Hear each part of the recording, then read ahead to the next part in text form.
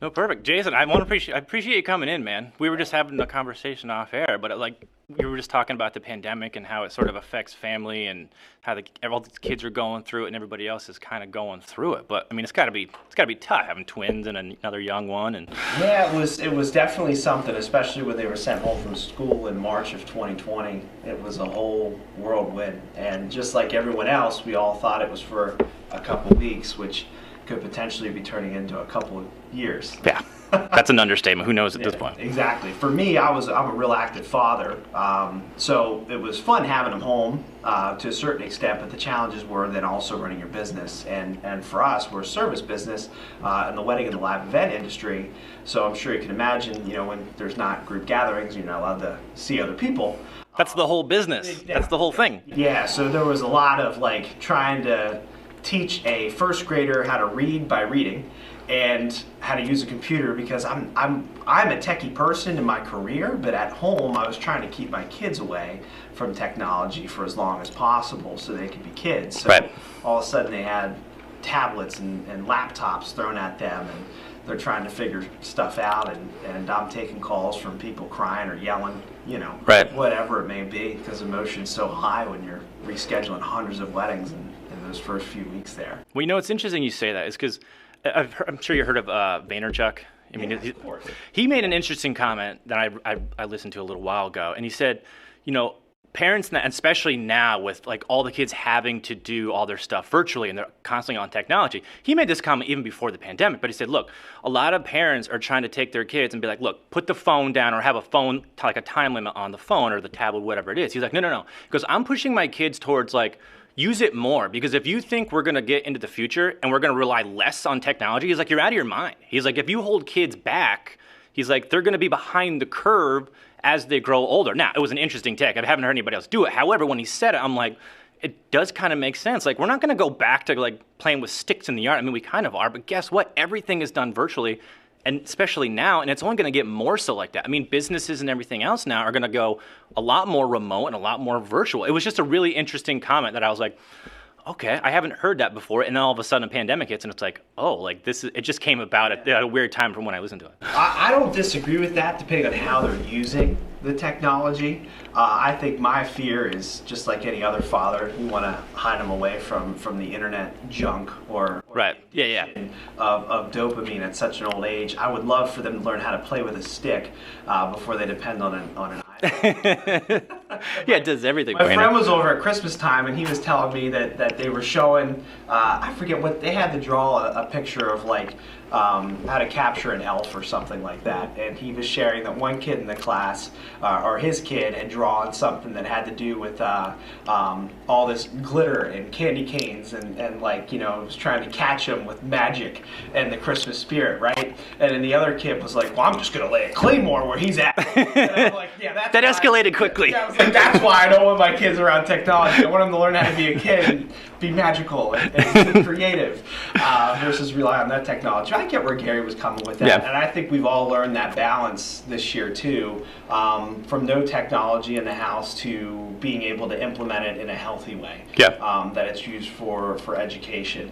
And my 7-year-old son, one of my twins, couldn't be more into anything that Dad's doing, which is specifically DJing, and he found me online. So for the last decade, I have been making marketing videos of hundreds and hundreds of weddings. It's one of the, didn't get a chance to do that much last year when we DJ'd, but just because we're not going to market in these times. But for me, that's one of the biggest pieces that we've done is I take video, pictures, footage. By the way, those videos are awesome. I went through a whole litany of yours, and I'm like, this makes me want to go do it. The way you set up the music and everything else with it, those things are awesome. I mean, they're 2 minutes. Those things are actually really good, because what sort of struck me about it is look, you capture an emotion within 2 minutes. So when you're going out there and you're putting them out for other people, you nail it on a lot of those. It is a great tool. I was inspired by that by other peers in the industry, and I've always believed it. There was times in the early years of my company where people would ask for videographer services, and we weren't videographers at all. We were DJs. We just had that much content on our website. Yeah. But anyway, I'm sitting there, I'm working one day, and I hear myself talk over the Apple TV and like the sound system. Of course, I got a decent sound system in the living room. That's how I'm gonna ball because it's what I do for a living. And I'm like, why do I hear myself? What's this wedding video? And he found me online by Googling his dad's name, Jason Klock. And then since then, for the last 4 months, has watched like every YouTube video. And the other day we're sitting there, and this is my bad for maybe not exercising YouTube as much. And he's like, how many subscribers do you have? I want to be a YouTuber. I want to get all these subscribers. I want to make money by doing that. I want to help you with the business, Dad. He's 7. And I'm like, I have like 9 subscribers. He's like, why? He's like, that's all? And I'm like, man, my son's like... He's hustling already. I'm like, right now.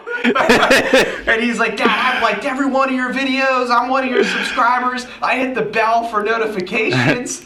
He's like trying to help me build my YouTube page.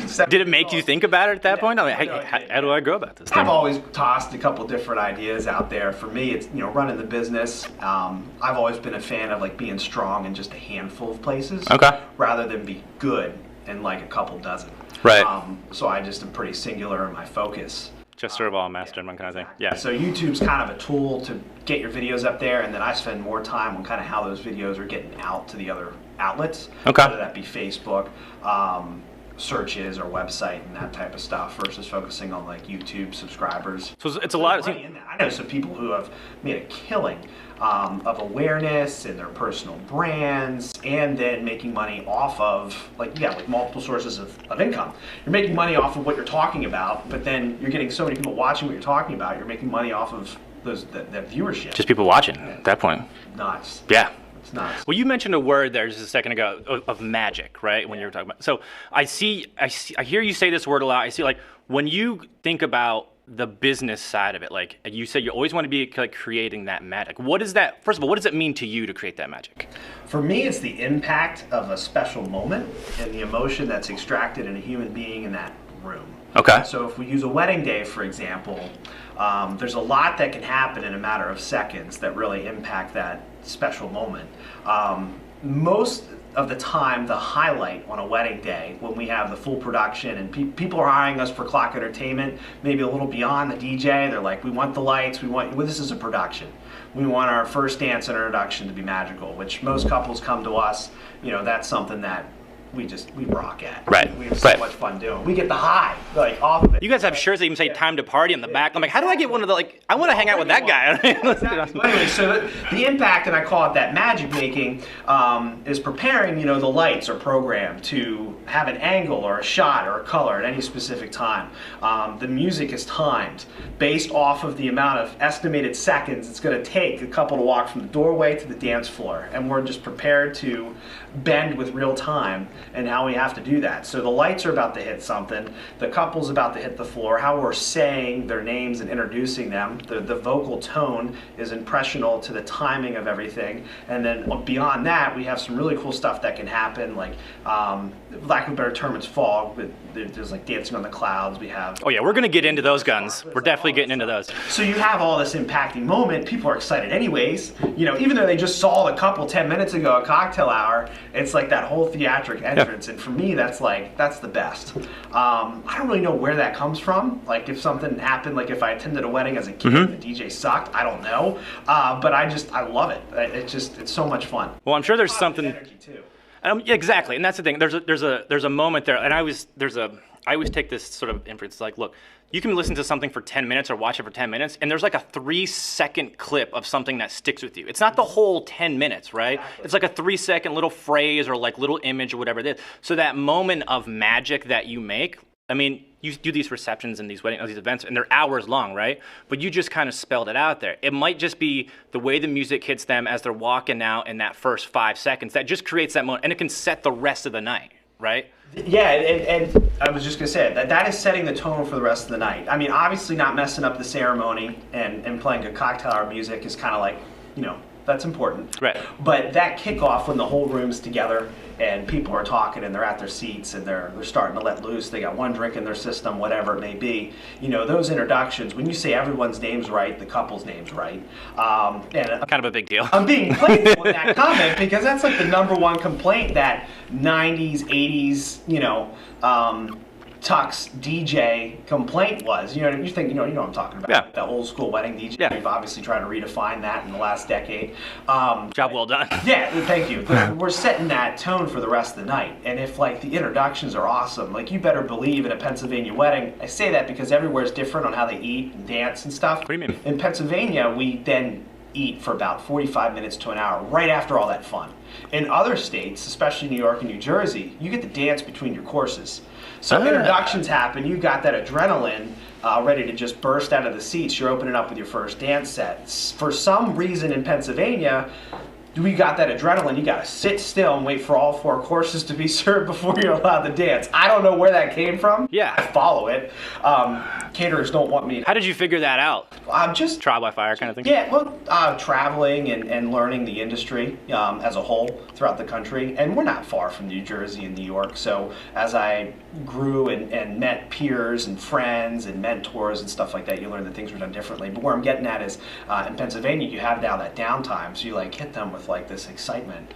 And then they're just sitting and waiting to burst out of their seams. Well, everything that I read about, like anybody that goes to one, and I've been to one, by the way, I was at Sierra's wedding. All right, Oh, so that's yeah, awesome. yeah. So I was there. That's sort of how I was first introduced to you and everything you guys do. But everybody's like, it wasn't just like fun for 10 minutes or an hour or 2 hours, like all night long. It was awesome. And I can echo that because the whole time we were there, I'm like, this is awesome. Like everything was, it was like a finely tuned race car when I was there. It was great. It was great. So let me ask you, I read that introduction video you did, like the last 10 years thing that you did. Yeah, okay. you caught that. Yeah, That's cool. that thing was awesome. And there was something that was the very first part of that stuck out to me, okay? And you said you're riding in a car with a buddy of yours from high school. Yeah. And he asked you, if you had $1 million, what would you want to do? And you said, immediately you said DJ, right? Okay, now, what was your vision of being a DJ then? What age were you when that happened? I think we were 17 or 18. Okay. I have the moment like burned into my head. We're still in touch today, and he remembers making the comment. We were just, I don't know, we were high school kids, maybe 17, 18 years old, Yep. senior year, junior year, something like that. We were just driving with the windows down, and he turned on the music. He said, I read something. What we're supposed to do, because you're trying to figure out what you're supposed to do with your life. Of course. You're having all those conversations. You have no idea, yeah. Exactly. And he was like, if you got back then $1 million was worth more. And Yeah, you think when you're young and you're like, if I get $1 million, I made it. And now you're like, what? he's like, if you got $1 million, what would you do? You don't have to worry about making money. As I was DJ. Now at the time, I'm doing everyone's Sweet 16. You're the coolest kid in high school. At 17 years old. Yeah, you got the biggest speakers, everything like that. I'm playing the drums in different bands and that type of stuff, which I love the drums, but I didn't have as much crowd control being one of 5 or one of 4 as I did maybe DJing. Okay. And then you're dealing with a band and that type of stuff. Right. Bands are great, but I had the personality to be a singer. I can't sing, so I'm like MC plus I really like music. Perfect. I found the combination. Yeah. We're good to go.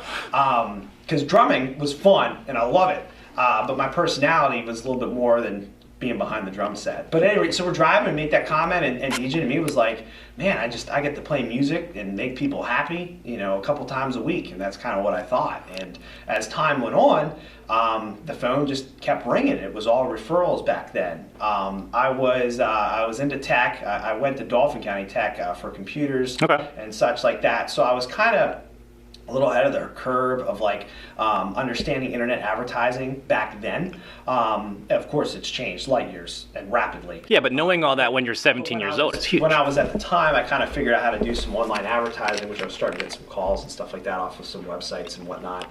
Kind of capitalized on that, and referral plus a little bit of advertising. And then at some point in my early 20s, I was like, this could be a business. Yeah. I can actually make money and sustain an income. So describe to me that vision that you had of a business at 17 when he asked you that question. Because I'm sure it's way different now than when... At 17 it wasn't a business. At 17 it was like, here's $1 million, you don't have to work. Right. Let me go out and party and be a DJ. You can play music for people. Yeah. It wasn't a business.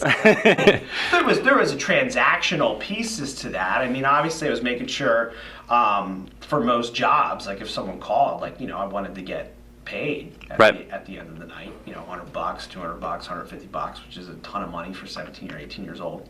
So now, and then there was a moment where I think you said you were in college and you were getting calls and you actually had to like get up out of a This class is a great story. and leave to take a call. I love sharing to this go story. to go to. I hope that the amount of times I've shared this story, that professor feels bad. He was doing something wrong. I don't remember his name because this is like day 2 of hack, which hack is incredible. But for me, I wasn't focused. I was just so like ready. I ended up going back to hack. I ended up taking it a little bit more serious later in life. But at the time, I was in class. And cell phones in 2006 were like real frowned upon still in that atmosphere. Old school flip phones and stuff. Right? Yeah. Like what do you do with your phone? You know what I mean? It wasn't as acceptable where we're using them for everything throughout the course of the day. Right. And so the phone rings. It was on vibrate. I wasn't rude. I just felt it vibrate. I got up, answered the call. It was a booking. Like, hey, you're available in a couple of weeks, whatever it was. Took the job, walked back in. Teacher, professor, said, what was more important than my class today? And I said, well, I would like you to know, just almost verbatim, that I just took a call that's helping me pay for this class. So, yeah, if I can't pay for this class, I can't be here. So that call was pretty important. And he just like stared at me with like an angry blank stare. And I thought to myself at that very moment, what in the world am I doing? What'd you do next? I quit. Did you walk out right then?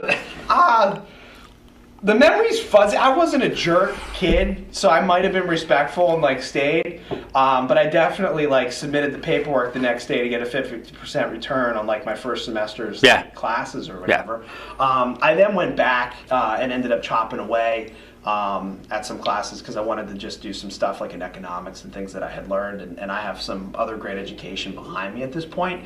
But at that moment when I was 19 years old, right out of high school, I was just like, man, I'm not supposed to be in this room learning English for the 5th year in a row. Right. I need to be. You sort of figured out where your calling was at that point. Yeah, exactly. Yeah. Okay, so transition to where you are at now, right? You're doing over 600 events a year. You're all over the place. Talk about March 1st, February 28th, 2020. Okay. Because if you want to know what we're doing today, that's not really good for a podcast. Post versus pre. Asked me to be here, so no, I'm fascinated in what you do. Yeah. We're gonna be back as soon as this pandemic's over. But February 28th, 2020. We were looking at an exciting year, and we're going to get that year. It might be 2023, might be towards the end of 2022. Weddings has always been a thing. As a teenager, I almost said kid. As a teenager, weddings for me, I did my first wedding 2004, Lingelstown Fire Hall. I believe I was 17 years old, and I'll never forget it. And from there, I just had a blast. Now, I was around the wedding environment because my dad played bass in a band from Steelton. It was actually a polka band. But I was along the ride for the kid. As a kid, they did some weddings. They did, that type of stuff. So I understood it. And then I finally got my big break when a friend was like, my sister's getting married. And I was like, I'm there. But at any rate, I'd done that, and weddings for me was a place that I had just felt timing. I had just felt that there was an area in the market for it in central Pennsylvania. At the time, it was a lot of DJs, and there's nothing wrong with this. I just thought I could do it better. Doing it for beer money. Right. The 80s, 90s old school wedding DJ, that's just going to play the chicken dance 8 times in 4 hours. Same thing every time you go to a different wedding. Was fading out. Yeah. And I knew that I could do something different. We were the first one to bring this style of lighting in. We were the first ones to bring photo booths into the area.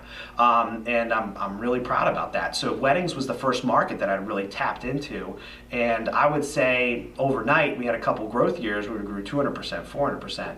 And we've been consistently somewhere between 300 and 400 weddings a year since the year 2013 or 2014. Okay. And then in later months of 2015, we got into corporate events. So now that we've mastered the wedding market, and my timing was impeccable, by the way, because when I first went full-time in 2011, we had maybe 75 wedding venues in a 1-hour radius of Harrisburg. Today, at this very moment, we have over 250. Lancaster County, York County, the empty lands and farmlands between here and Philadelphia. is just bonkers with gorgeous boutique barn weddings and other. That's all the rage these days, isn't it? Like barn weddings, pretty much. And not just barns, boutique. You know. What does that mean? So boutique would be, it's if you say the word barn, a lot of people still picture, dusty wood floors, their white dress is going to get a little... Hay bales in the corner, kind of thing. Yeah. And a lot of these barns have done it right and have done it gorgeous. But boutique is, it's not a barn. It's just a gorgeous reception space, with nice flooring. And then they have, a great property with a huge house where the couple and the wedding party can party at. Nice ceremony site, so you're just doing it all there. Gotcha. There was also that transition that as these venues became available, less and less people started getting married at a church.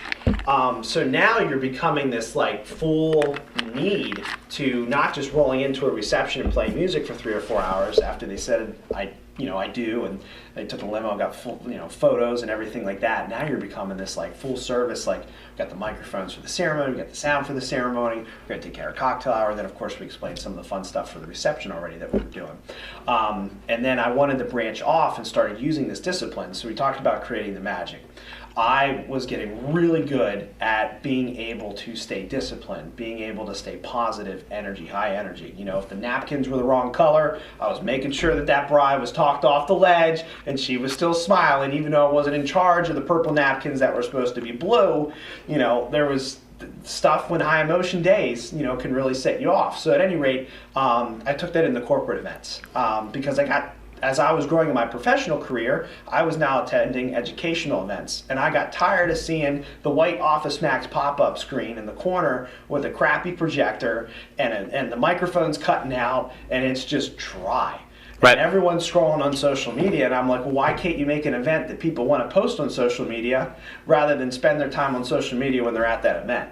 And we're in that biggest competition, not just with corporate. So we ended up growing with corporate, but to that comment, that's been something that I've always focused on, and I train my staff, whether working corporate events and then especially our 15 DJs, you're in competition with this device.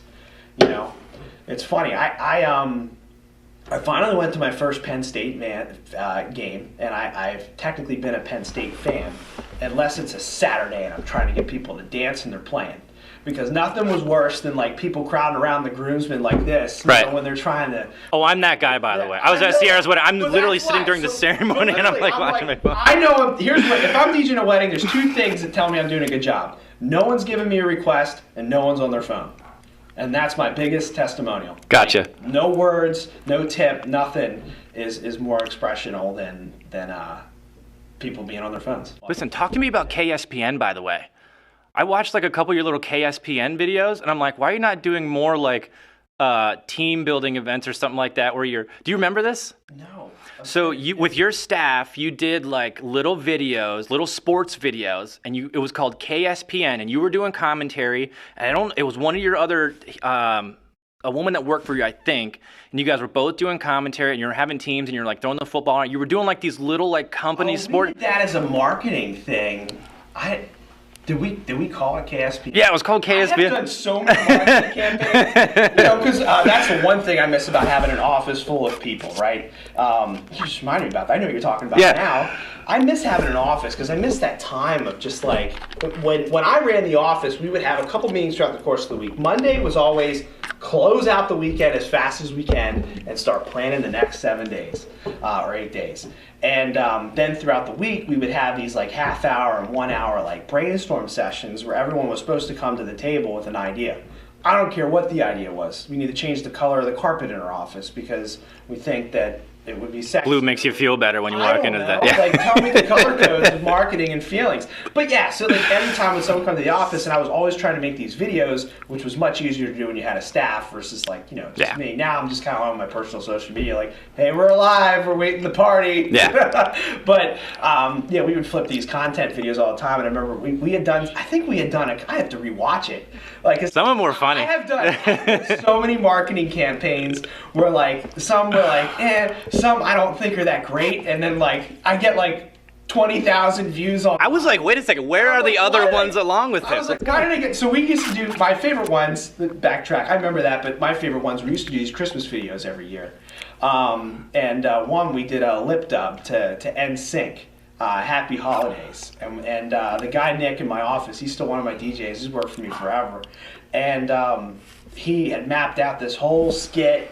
I don't remember who came up with the lip dub, but like it was a combination effort. This video slammed with like 250,000 views, 300,000 views. Damn. And it was just in the Harrisburg area. Damn.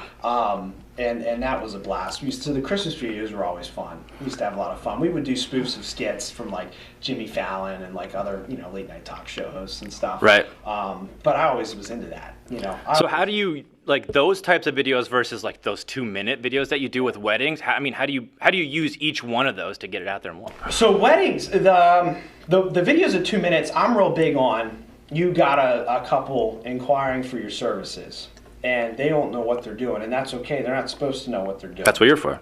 Exactly, and all the other vendors that they decide to call. So they're getting married at this venue in Lancaster, and they saw it when the tables were upside down and they were mopping it on a Wednesday for the next weekend's worth of events. More times than not, a couple gets a venue tour, it's not dressed up. So if we're looking to show them how lighting can enhance the energy and the moments, or how the special effects can help, or what it's just like to walk into that venue on your wedding day, I took it upon myself to have a videographer follow me for like 3 or 4 years, and we got just about every wedding venue in Pennsylvania, pre-pandemic. New ones that have opened, we haven't had the parties there yet. And we would just make videos, and we would make sure that we had the lights, the photo booth, we'd have all the theatrics that we could available for that. And for me, that's one of our best tools to educate a couple as to if you'll like it or not, or what's the type of atmosphere that you're going to want. And those are those venues. And then they also cross-market online, right. Tag the venue. The venue's like, sweet, we got a promo, all that stuff. So there's a lot of cross-marketing and a cross-benefits that happens with that. So you're selling like the experience of what you can provide. And just educating the couple, because at the end of the day, the ground roots are, we're very creative in the music we play, how we play it, when we play it, what we play after what we last played. We have polished our MC talent, that hey guys, we're not that, and we're very clean. We dress well. We take care of ourselves. We're working long days, so we have healthy people that work for us. I think that's all important, and with that, the ground roots of entertainment is having that core, 1 or 2 guys there to make sure they're playing the good music, they talk right, they don't screw up, and they have a great presentation. But beyond that, for the couples who are looking for those theatrics and those special moments and their Instagram fame, we got them covered, and that's where that stuff comes. So how do you blend? So those videos show that. Go ahead and ask. No, I was just saying, so how do you, through trying to provide, hey, this is what your experience can be, but how do you sort of blend that cocktail of going, hey, this is the experience, this is about, whether it's money, the experience, that magic, the memory, right? Because I have a quote here from you, and I have a whole bunch of quotes that it is research. I love. You're a big quote guy, and there was a whole bunch of them, like, okay, this is good. So here's a quote from you. Your favorite moment of a wedding or event. Okay, you said, accomplishing something the client had their heart set on and no one else was able to do. That moment is now a memory, and you're in love with those memories. I love that quote because that was one take, it just flew out of my mouth when I know the video that's in. So why do you love that moment? Creating that moment. What makes you love creating that specific moment? I don't know if it's the adrenaline or just how I'm wired. I'm a server. I love to give, and that probably plays into that. And I know how to watch the energy of people to deliver that. Right. And I must have gone to a wedding as a child where the DJ sucked, and I was and then me as a kid wanting to be a DJ at 7 years old, 8 years old, going to this wedding, whatever wedding it was, I was all disappointed. This can be better. I was oh, that's it? I was a DJ, we got big speakers. It's ba-da-da-da-da-da. And I'm this isn't right. It's the same cookie cutter thing every time you go. So I understand the impact of memories. And today more than ever, and especially when we're out of this pandemic, people are going to be picking and choosing where they go and when they go. And we need that experience for them to be that was worth their time. Right. You in today's times, you as a general term, can be invited to 20 weddings in a year. It's unrealistic if you're parents with kids, you can attend all of them. If you're a wedding DJ, you're only going to go to the ones that you're working. You can't attend any of your friends typically. Yeah. But at any rate, people are going to be more picking and choosing possibly to the events that they go to. So it's important that the ones that we have the control over, that those memories. They hit. I'm so glad we spent 6 hours there. I'm so glad we went to so-and-so's wedding. We had so much fun. We felt the energy in the room. Everything was positive vibes all around. Like, I really believe in that. And it has to do with how you talk. It has to do with the music you play. It has to do with the way the lights hit.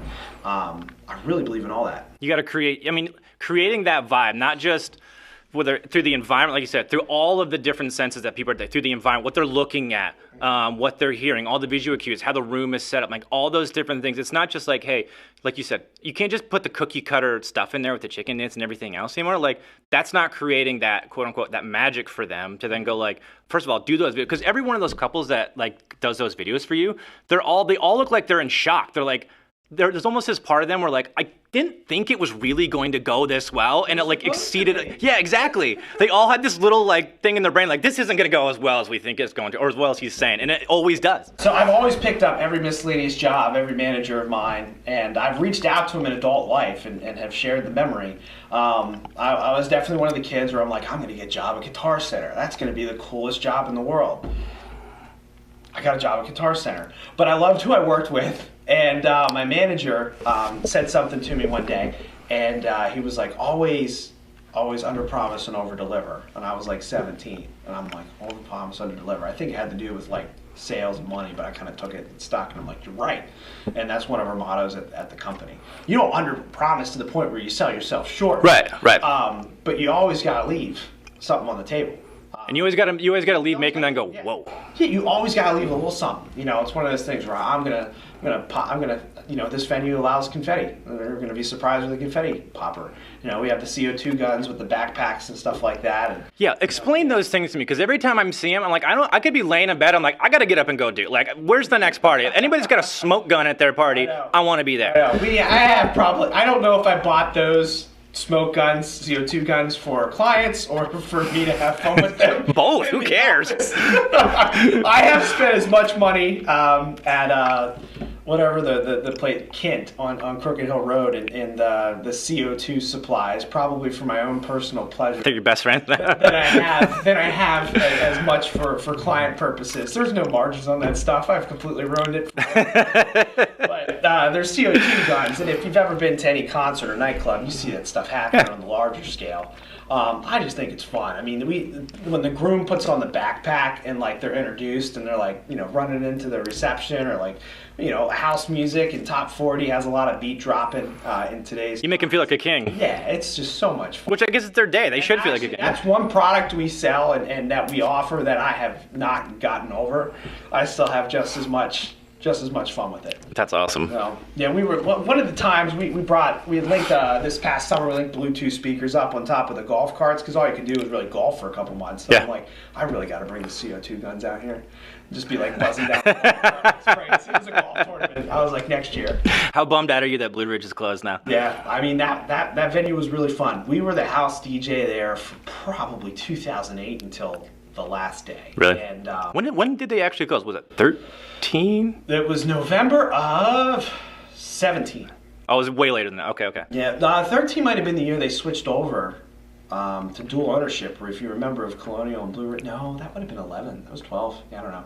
Okay. But we did so many weddings there. Oh my gosh, we had so much fun. I never got to play that course. Really? Well, playing the course was fun. And then when I DJ'd there, I actually, I don't know if it was legal or not, when they were tearing down, I went and stole probably a dozen bricks from the dance area. Oh, really? Because there was a day, I live right beside it, so the construction truck pretty much just, I wanted the dance floor, and I had begged the owners and the construction people to like cut up the dance floor, because I wanted to mail the dance floor out to every couple, like, I don't know, a 6-inch by 6-inch brick to every couple we ever DJ'd a wedding for there.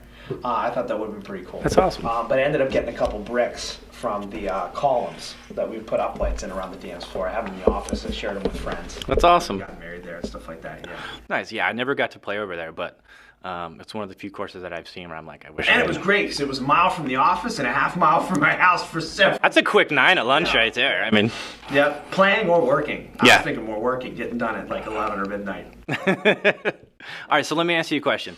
We touched on, your vision of it when you started, your vision of it now. Mm-hmm. All right. What inspires you to keep going and do it now? Asking that question on a year during COVID. It's got to be tough. It's got to be a tough one to... Oh, it's awful. You're talking about your life's dream. Although it's none of your fault, no fault of mine, my life's dream disappeared in 48 hours. $1.5 million worth of revenue and contracts destroyed. Long-time relationships with people who you were just on the edge of winning that contract or becoming exclusive at that venue or getting that corporate event, no longer in that position anymore. For being furloughed and they just decided to go somewhere else, and then with that being said, there's a lot of relationships that we've saved. So sure. That's kind of the sad side of it. But there's a lot of relationships that we've never lost the relationships. We just lost that one contract. Then when I started to flip the page on how I was looking at stuff, the couples had booked us to provide them with a party, but I can't provide them with a party right now. But I can certainly be their best friend while we get through this. For those who still want to have their party that had booked us in 19, in the couple months that we were kicking in 2020, it's my obligation to be there for them. So I'm still providing a service. I don't get a chance to blast a CO2 gun in anyone's face, and I don't get a chance to have loud music as much right now. But when I flipped the page and I started looking at it from an optimistic perspective, that's what keeps me going. And when I go to the grocery store, I'm just out and about. I mean, I grew up, live within 5-6 miles. It's like I've never really left the East Shore. Sorry, West Shore. I've never really sorry, not sorry. I've never really left Harrisburg, and I don't mean it to like an ego stroking thing, but it always hits me when someone runs in and be like, "Your company did my wedding in 2014, and it was great. 2009, it was great." All those little different things. That's what keeps us going. But of course, it's hard right now because you're not getting the execution part.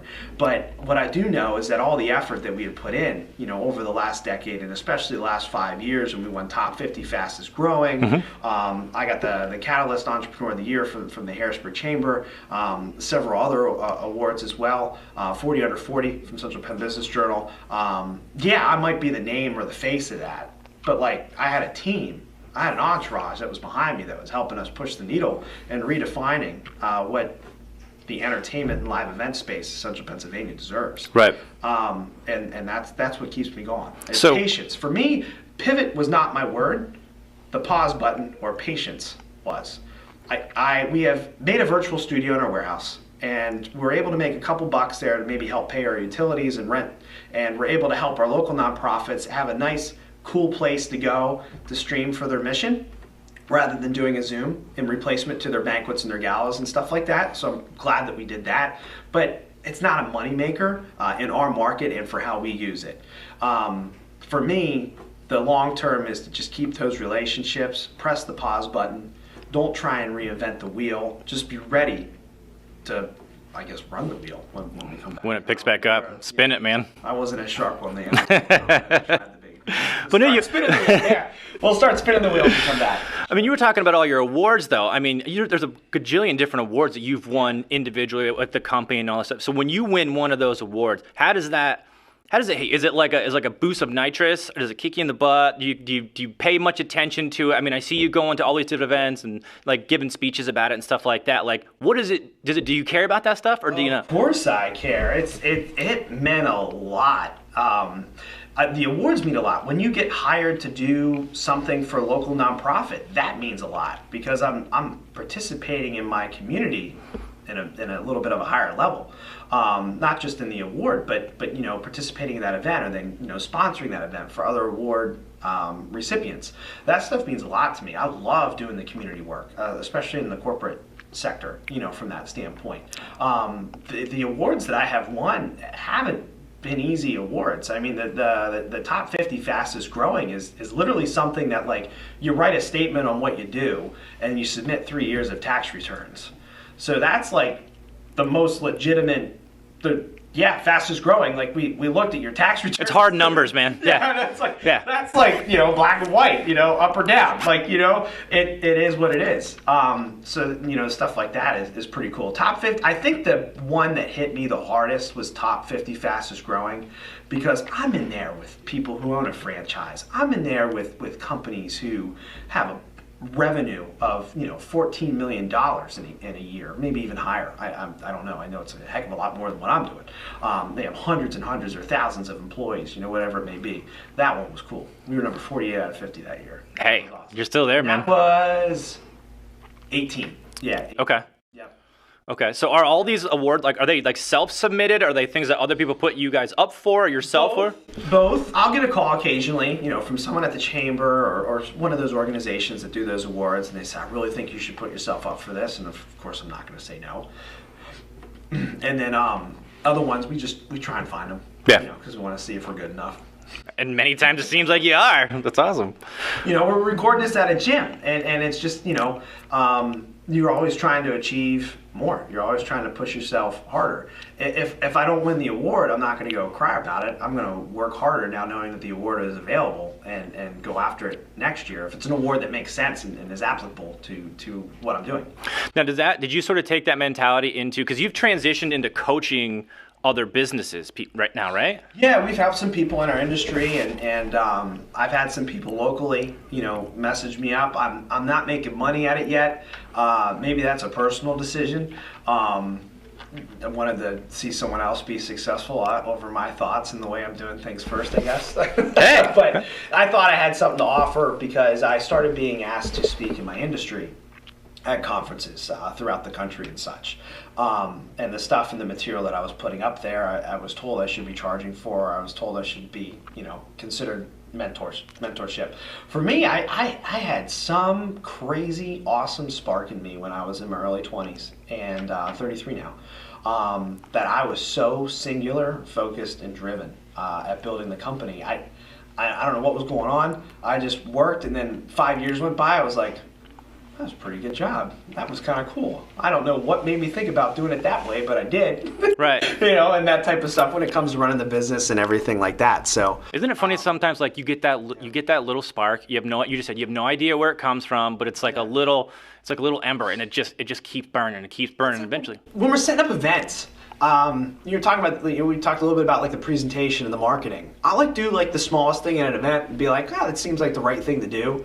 And then that's all that people talk about for 5 years. Yeah. It's like, what? That's what it was? Because to me it felt to be so simple or something like that. You're talking about couples reactions and stuff. What we do is a lot of hard work, but there's aspects of it where it's just, I don't know, my mind just went there. Well, it's good vision. Song. I transitioned into that track because I thought it would be fun, and then it actually was. Well, obviously, listen, whatever you're doing, everybody's loving it. So whatever your vision is and however it comes about. And it leads me to an interesting question. So we were talking about your inspiration, right? And your inspiration for getting the ideas behind the different types of events and stuff like that. Mm-hmm. So do you think that has to be a genuine thing, or just the fact that you come up with it and it hits somebody, whether you like it or not? I mean, you just kind of said, you come up with these little ideas that you don't really think much about, mm-hmm. right? Maybe you didn't put a lot of thought in it. You just thought this is the way it should be, and then they love it. Does that have to be a genuine thing, or can it just be, hey, if it strikes that person and they love it, that's all that really matters? Well, if it strikes that person and they love it, that's all that matters. Are you asking if there's stuff that we've done that might not have been our way? Well, because I'm sure that when you come up with a great idea and it hits, it probably motivates you to do it. Okay, let me try more of this stuff, right? Because you thought it was a really good idea. And there's some ideas you probably come up with and you're like, whatever, this is just sort of the way it should be. It's not it doesn't seem like a huge thing, but it makes a huge impact on them. So does it motivate you to do the same just as much, whether it's a grand idea and it works, or if it's just an innocuous one and it works? I'm always churning, 100%. Yeah.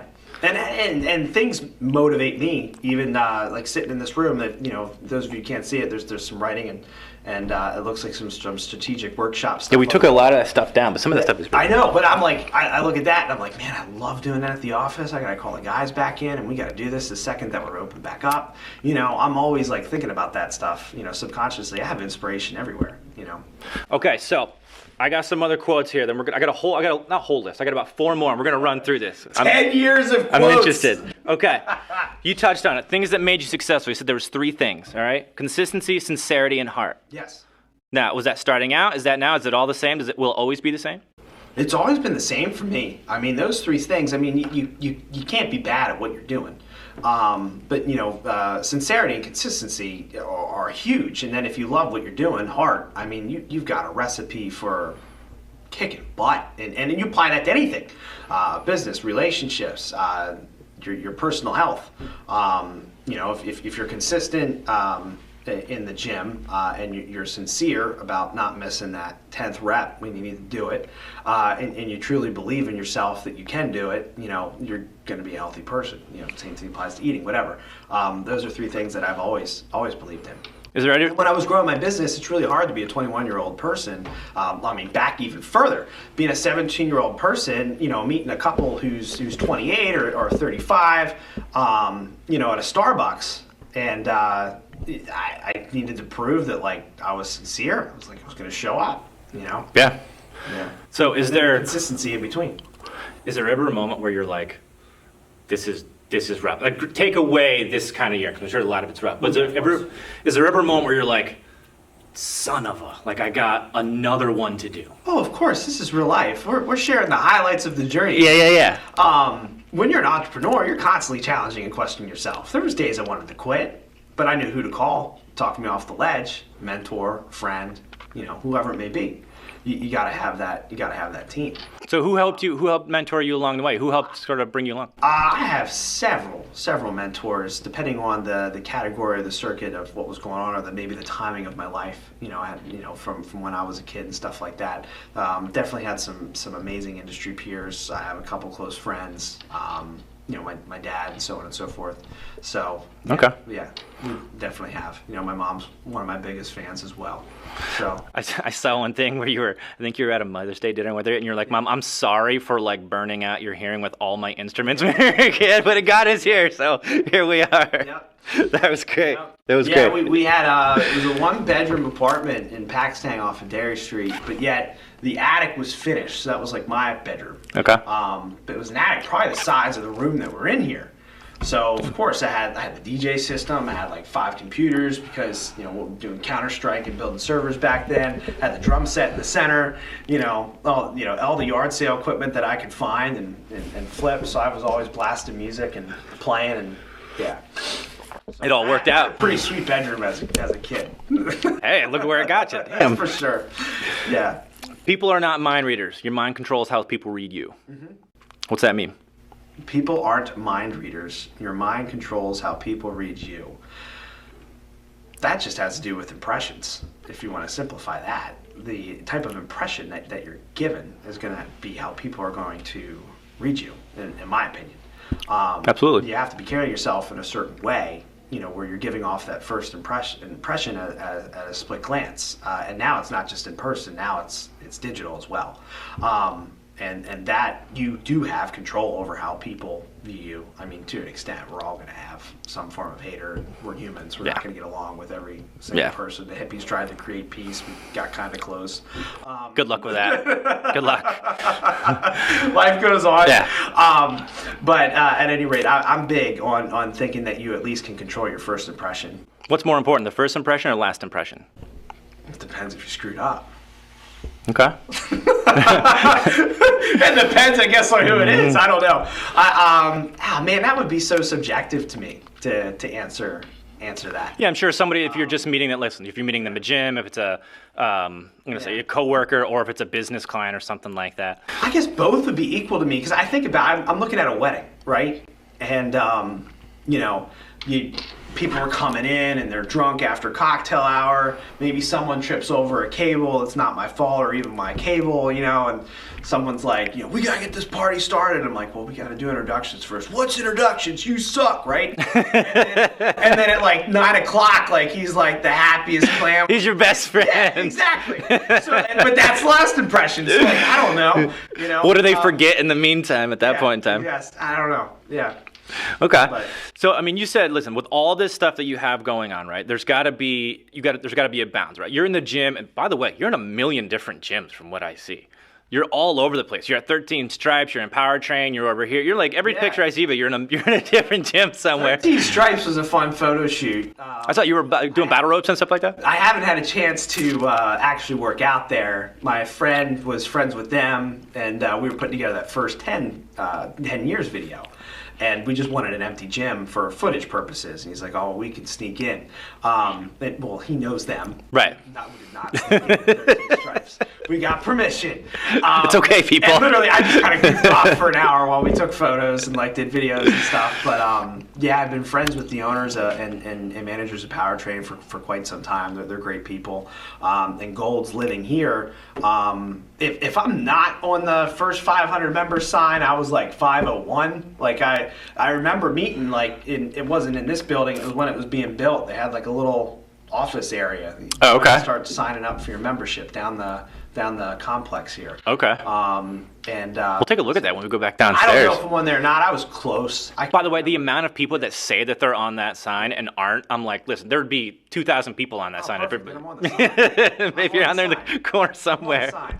Yeah, I'm on the sign. Well, all the things that you have to go through, right? To preparation, I'm sure, in your business and in life is super key. Your time is super valuable, right? Mm-hmm. So preparing day to day for the next day. Okay, there's got to be. You mentioned you made a ton of sacrifices over the last 10 years to get to where you're at. How do you prioritize all of those sacrifices to be able to prepare? Listen, I'm not going to do this, but I'm going to do this in preparation for the next day because of this. How do you prioritize all those sacrifices? You might have gone, if we go back to my early 20s, you mentioned in that spark that was just different. I just went with my gut. Before kids, the business was up to me. All I had was just singular focused on growing the company. And I really had to kind of create, like, what am I going to do today? Well, I don't really like that video anymore, so I'm going to make a new one. What are we going to do today? I haven't gotten enough calls from these 5 venues, so I'm just going to go visit them and drop off a bottle of wine or ask if, we treat them to lunch and say, what's up? Hospitality will always play. I mean, that's from the business standpoint, but then for myself, which I wasn't always into fitness, I mean, that didn't happen. I was one of those guys that I was paying the gym membership every month. Never coming. That wasn't going. I donated to Gold's Gym, Lingelstown, for the first 4 years of my membership. But at any rate, then I started taking certain things a priority. Once you have kids, and once big things happen in your life, you can gain perspective, and you can still use your gut to kind of help prioritize what you got to do.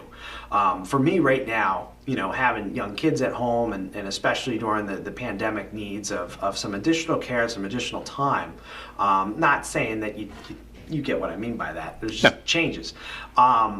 I have scheduled my routine that I pretty much try and get everything I need to do done for myself between 5 and 6:30 a.m.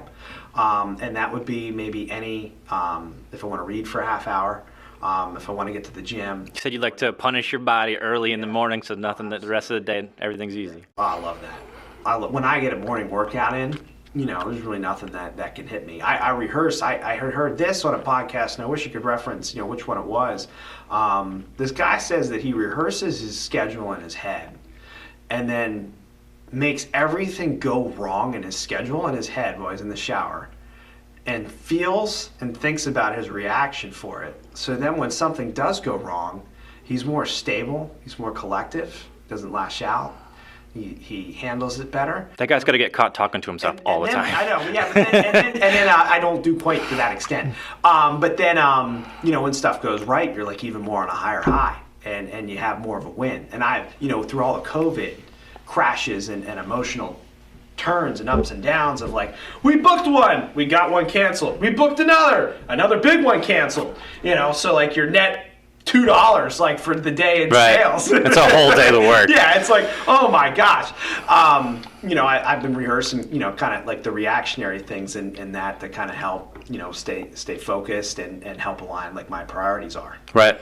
Well, good. And with the priorities, you figure out, what's important and what's not when it comes to spending time on it. Yeah, and I think it's always a tough line because those priorities are always changing. So the sacrifice, I'm sure they're always changing day to day, week to week, month or year to year. Listen, the world moves at a really fast rate. And if you're not willing to or have the ability to adapt and keep up with it and try and get ahead, like, good luck, man. You're going to fall way behind real quick. I know. Real quick. Your quote of 2020. Everything happens for you, not to you. What's 100%. your quote of 2021? The year hasn't finished yet. You got first impressions, last impression. What's your mindset going into it? I've chosen my word of the year. I don't have a quote of the year. What's your word of the year? My quote of the year normally comes with like the battlegrounds of the year or the highs or the lows of the year, which is where that one came from, because there was a lot of positives that I had from COVID that brought me closer to my kids, and I got a free year off. That's awesome. It was free because I didn't get paid, but I got a free year off to be with my kids at times that they needed it the most, and it allowed me to kind of just regroup, after working since I was 16 years old, and then all of a sudden I had a stretch of 20 some days, of making calls and doing things I got to do from an admin standpoint, but it wasn't working events. It was strange. My year for this year is formation, because it's given me the opportunity to reformulate, to reform my business on how I want it to be. This is a restart button. This is a refresh button. And anyone who's not taking advantage of that is really missing out, because it is extremely unlikely, and let's pray we do not have another pandemic in anyone's lifetime that's currently alive. And this chance to work on yourself and reset or refresh and create what you want, or put yourself in the position to get what you want, what truly makes you happy, that they're going to miss out. And so formation for me was, my company's not going anywhere. I'm not going to interrupt what works. I'm not going to reinvent the wheel, for things that were spinning properly. But from certain structure or maybe business we're going to go after, I spent a lot of time making sure that I'm never going to be sitting in the room, with an employee driving me bonkers again. It's not worth it. I want to spend my time growing and doing something like that. I'm gonna spend more time hiring the right people. Whatever it may be for whoever that is that's listening to this. Formation for me was to reformat. What is my routine that's going to get me the furthest ahead on a day-to-day basis? Where is my time spent going to get me furthest ahead? I need to continue to budget, high amount of time for my kids, because that's an investment in my future. When they're 25 years old, they're not still living at home driving me nuts, because I gave them time when they were 7 to understand the disciplines and the values of life. Taking my daughter out on dates. I'm not going to have to deal with her, hopefully, dating a deadbeat dude that Fingers I despise, because I'm showing her how to date now when she's younger, and I'm getting the door for her, and different things like that. Chivalry is not dead, by the way, everybody, ladies and gentlemen. It's not dead. I know. So that's where I go with that word formation, is reformatting, what I want in my life, in my business, in my portfolio, other things that I, outside taking care of myself or the company, anything that I'm involved in, organizations or other sources of income, whatever it may be. That's it. Have you ever seen Jocko's video? It's called Good. No. I was just talking to Jordan about this the other day. It's like a little, listen, I love Jocko and his militaristic viewpoint. I love that guy. But, it's just like good. But it's exactly what you're saying, of taking like something, like anything that happens, whether there's a lesson to take out. He's like, if your girlfriend breaks up with you, if you didn't get the promotion you wanted, if you didn't accomplish, if you missed that 10th rep or whatever it is, he goes, good. It's an opportunity to re-engage. It happened for you. Exactly. Not to you. If you didn't get it, there was a reason. There's something better coming. Or you weren't ready and you would have been miserable. You didn't prepare properly. It's an opportunity to look back at yourself and go, what didn't I do? Because so many times people look back and they go, oh, well, I did all of this. Why don't I have this? Instead of looking back and going, hey, you know what? Like, oh, I did 9 things, but I didn't do the 10th step that would have gotten me what I wanted. Where I think people go wrong and they beat themselves up for too much. And they're like, man, I didn't study hard enough. I didn't prepare hard enough. I didn't work hard enough. Or was there something else going on in your life that took priority that you needed to give it that priority to, so that you can be ready for the next time that opportunity comes around? So many people will focus in on so whatever that is, and I'm like, well, if you weren't working hard enough on that, you must have been doing something else. Right. That your mind or your body or your time was taking you from, and maybe you needed to be doing that, and that's why you didn't get this. Well, a lot of times it's an absence of accountability. Like, most people don't want to take it on. Like, you know what? Hey, Some people are just lazy, but that's yeah, fair enough. Fair enough. This podcast isn't for them. No, and I'm like, listen, most people don't want to look at themselves and go, oh, I failed. Like, it doesn't feel good to say that to yourselves. However, if you never do do it, like you're never gonna hit that 10th rep. You're never gonna you're always gonna fail in life, right? But if you accept it and understand why, then guess what? Next time you come up against it, you may not beat it the second time, but at least you got a heck of a lot more of a hold on how you can. And most people just don't want to look back at themselves and be like, paint themselves in a negative light. They think that's what they're doing, but really no. It's just, look, here's the honest representation of what happened, what I didn't do. Just be better. Just be better at things, and guess what? More positive things will come to you. Sometimes you may not even have the control to go to that next step. You might not have the control to get it. There might have been something completely out. Timing's huge in life, and I don't think a lot of people. I mentioned that earlier with me choosing when to go full time and grow my business. I had nothing to do with any of the venues being built. I had no insight of that happening. I had no insight of Pennsylvania becoming 10 out of top 10 places to get married in the country out of all the states. That's incredible that's I have a business in one of these states. I couldn't have planned that at all. Yeah, and the fact that you seized it, you know what I mean? You didn't just go, oh, like you were aware of it, you knew what was happening. I mean, once I started it coming, I'm like, all right, let's go. but the beginning years of having a couple DJs and we're making a couple bucks side money, and I'm still working full time and outside sales or whatever, I didn't know it was going to turn into this. I wanted to be living a good life and making good money at doing something I loved, but I never knew that the business was going to turn into what it was. So where's it go from here? What do you envision in the future? We really got to work hard to maintain the relationships, and we're going to have a little bit of rebuilding, which most service businesses are going to be, most hospitality businesses are going to have to be, because the relationships didn't die between the people, but you may have different people there that you now need new relationships with. So my main focus is whenever we get that green light, I have pages of stuff to just tackle and work on. But we need to continue to be there for our couples who are choosing to have their weddings and follow the safety regulations and still give them the best time we possibly can during the times that we are in right now, based off of restrictions, just based off of everything. And once we're out of the pandemic, I know that we're ready to. I think we're going to be on fire out of the pandemic. People are going to want to party, and they're going to have a blast, and corporate's going to start throwing all these different things.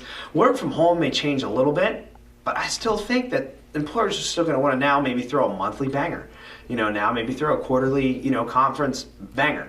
And I think bands can come back. I think DJs, while you're eating at small restaurants in small towns like Harrisburg can come back. We had lost some of that entertainment because we weren't filling the seats in the house. But when you're not allowed to do something for 2 years or a year and a half, we might be at 90% capacity at all these restaurants all the time. So now they're going to start wanting to get bands in and DJs in, more than just 10 to 2.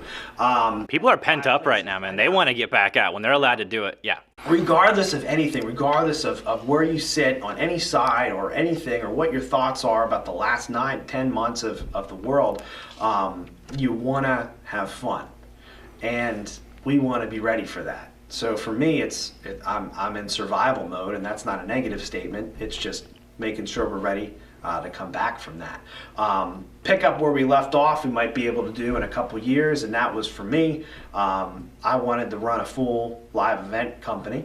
I never want to lose our weddings. I love them. I'll personally still do as many as my schedule allows a year. But I knew we had a lot to offer in that corporate sector as well, from conference planning and the understanding of the discipline of event flow. And the punctuation was really becoming a successful thing there from those like dry corporate events. Right. So that's where we're going, man. Nice. And believe it or not, there's a lot of business that we can still have in Central Pennsylvania. We don't have to franchise to grow. We can take our vans, with our clients that we find to multiple locations in multiple state areas, conferences, for example. It's very unlikely a couple's getting married 5 times in different states, although that has happened before. Not 5 times. We've had, the families are different places or the different religion. They have 2 different types of sex. That makes sense. Okay, that makes sense. That makes sense. Yeah, and one we know a lot of, and one they really like us and trust not to screw it up, and we don't really know what's being said or what's going on, but we're smiling and we're playing music and they love us. But yeah, that's where we're at. our roots are here, but we're down to travel, we're down to conquer. We got a lot of great stuff on the horizon. We just need the horizon. Yeah. And that'll be after the pandemic. And in the meantime, if no one tattles on us, we're that's because I have kids using words like that. We have done underground weddings. They're happening.